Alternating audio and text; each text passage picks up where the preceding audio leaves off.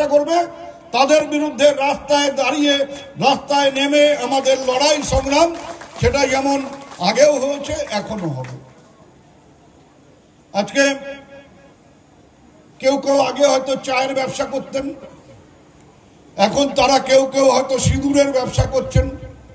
আগে গরম চা বিক্রি করতেন, এখন গরম সিঁদুর তাদের রক্তের মধ্যে দিয়ে বয়ে যাচ্ছে। সেই সিঁদুর বিক্রি করবার জন্য একেবারে উত্তরবঙ্গের আলিপুরদুয়ার পর্যন্ত ছুটে আসছেন।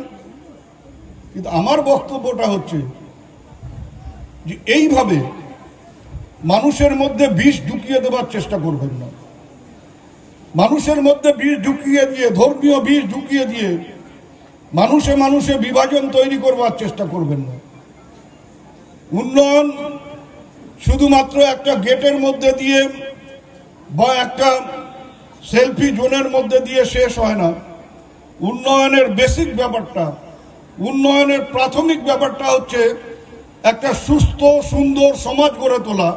আর সেই সুস্থ সুন্দর সমাজ গড়ে তোলবার জন্য যে জিনিসগুলো প্রাথমিকভাবে প্রয়োজন তার একটি হচ্ছে এই যে ধর্মীয় বিভাজনকে রুখে দেওয়া এবং ধর্ম নিরপেক্ষতাকে বজায় রাখা।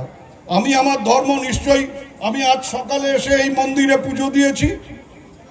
এই মন্দিরে আমি পুজো দিয়েছি বলেই যে অন্য ধর্মের মানুষকে বা অন্য ধর্মকে আমি ছোট করে দেখব, এটা কখনো একটা সুস্থ মানুষের সুস্থ মানসিকতার পরিচয় হতে পারে না। এই জায়গার থেকে আমাদের সবাই মিলে শিক্ষা নিতে হবে। ব্যবসা করার কথা বলছি, মানে কেউ গরম চা বিক্রি করতেন, এখন তিনি গরম সিঁদুর বিক্রি করবার চেষ্টা করছেন। আমরা ওই ধরনের ব্যবসা করার জন্য এটা করি না। আমাদের কথা হচ্ছে সাম্প্রদায়িক সম্প্রীতিকে রক্ষা করতে হবে, মানুষকে এগিয়ে নিয়ে যেতে হবে। যারা মারা গেছেন তাদের মধ্যে তো আদিল শেখ ছিল, তারপরে ওই ঝন্টু শেখ ছিল, সবার কথাই তো ভাবতে হবে।